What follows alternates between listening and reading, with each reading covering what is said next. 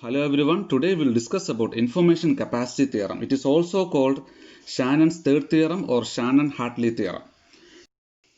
It deals with the channel capacity of a band limited and power limited continuous channel which is corrupted by zero mean additive white Gaussian noise. It gives a relationship between the channel capacity of a continuous channel with three key parameters, namely channel bandwidth, average transmitted power and power spectral density of white noise on the channel. Consider a band-limited, power-limited continuous channel corrupted by zero-mean additive white Gaussian noise. Also, consider a zero-mean Gaussian distributed stationary random process xt, which is band-limited to B Hz. Now, the input to the channel is the sampled version of xt, which is designated as xk. So, we can see that xk is the sampled version of xt. And what is the sampling rate? The sampling rate is done at the rate of Nyquist rate, that is 2B samples per second.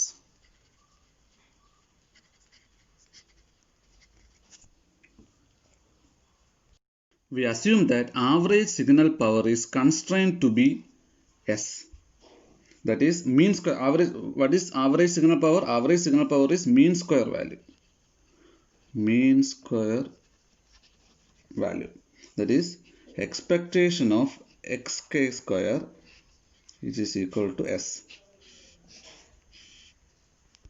Since the channel is band limited to B Hz, the received signal as well as the noise are also band limited to B Hz. Now the channel is represented like this. So since it is a additive white Gaussian noise channel, so the input to the channel is xk, the noise is nk, that is sample version of additive white Gaussian noise nt, and yk be the sampled version of the output signal yt. So we have let yt be the output signal and yk is the sampled version of yt. Now yk is given by xk plus nk. Assume that, now we will do some assumptions. Assume that samples yk are statistically independent. Now since xk and nk are statistically independent, the average power of yk, now average power of yk is given by expectation of yk square. So we know that since yk is a Gaussian random process, average power is given by mean square value. Mean square value is given by expectation of yk square equal to, it is the sum of the average power of nk and average power of nk. That is expectation of xk square plus expectation of nk square. Since xk is a Gaussian random variable with a zero mean and nk is also Gaussian random variable with a zero mean, then yk is also a Gaussian random variable with a zero mean. Now, what is the variance of yk? Since xk and nk are statistically independent, variance of yk will be equal to the sum of variance of xk and variance of nk. We know that variance of a particular random variable x will be expectation of x square minus expectation of x the whole square. That is mean square value minus square of mean value.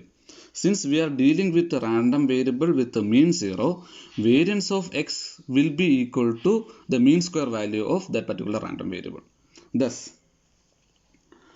we can see that yks are Gaussian random variable with the mean 0 and variance which is equal to variance of yk is given by expectation of yk square, since mean value of yk is 0.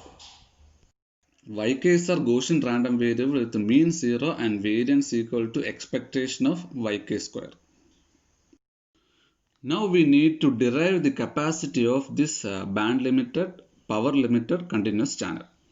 So we know that mutual information of this continuous channel is given by I of xy equal to, since x and y are continuous random variable I of xy is given by differential entropy, that is h of y minus h of y given x bits per sample. Now the channel capacity C is the maximum value of mutual information under the constraint that average signal power has to be restricted to S and maximization is done with respect to the PDF of the continuous random variable x. So in order to find channel capacity, we need to find mutual information. Mutual information is given by h of y minus h of y given x. So first of all, we will find h of y given x. In the case of discrete random variable, we know that h of y given x equal to double summation of p of xi yj log 1 by p of yj given xi, right? So similarly, you can write in the case of differential entropy, h of y given x is given by double summation or double integral fxy xy log 1 by f of y given x dx dy. So minus infinity to plus infinity, minus infinity to plus infinity. Right. For a symmetric channel, we can write this as integral minus infinity to plus infinity fx of x dx and integral minus infinity to plus infinity fy of y given x log 1 by fy of y given x dy. So we know that this is 1, and finally we have h of y given x equal to integral minus infinity plus infinity fy of y given x log 1 by fy of y given x dy. Again we know that y equal to x plus n, right? That is output random variable y equal to input random variable plus noise. So for a given x,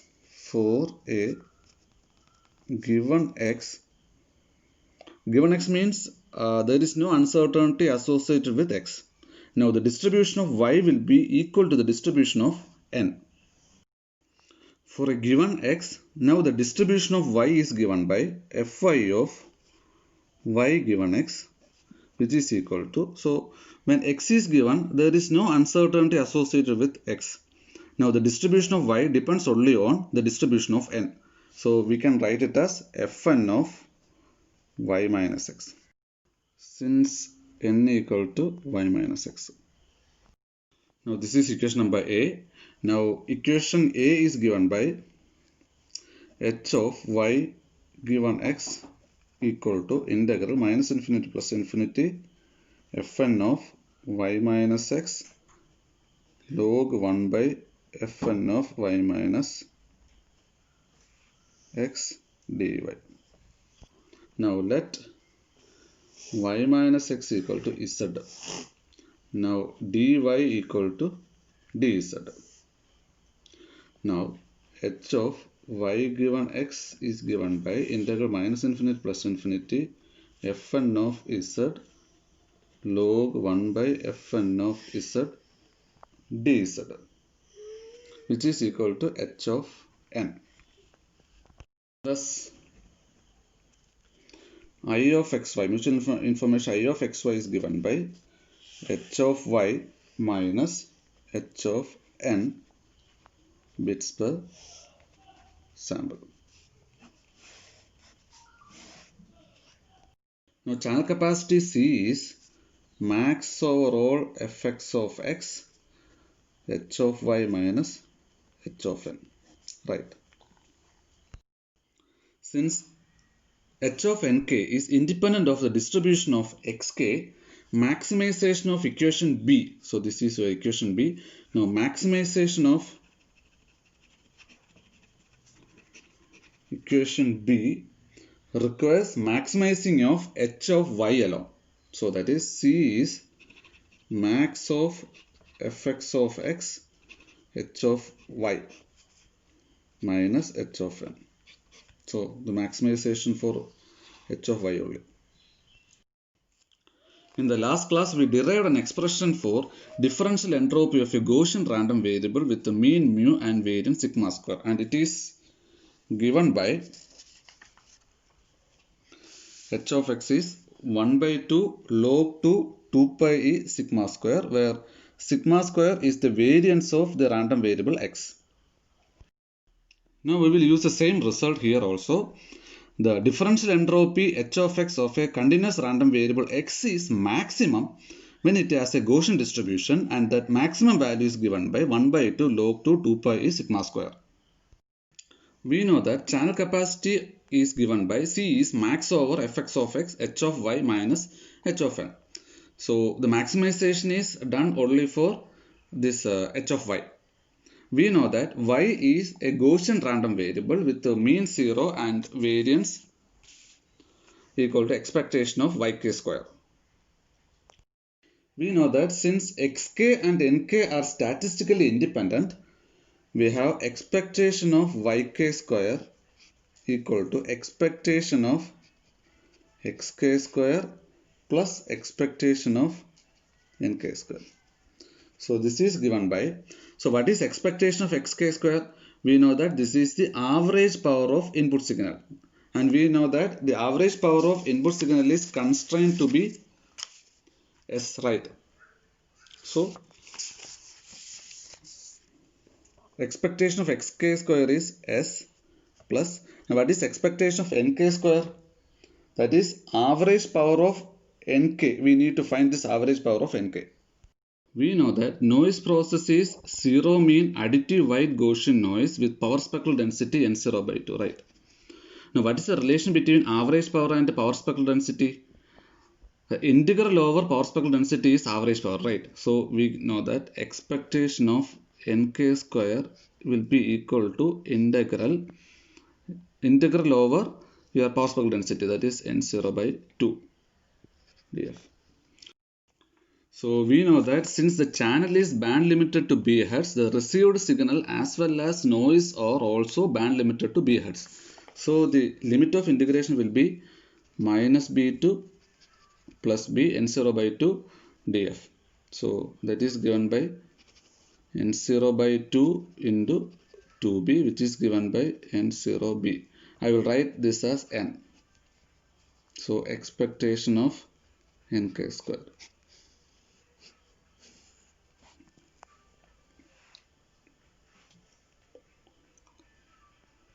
Now expectation of yk square is expectation of xk square plus expectation of nk square, and this is given by s plus n, that is expectation of yk square.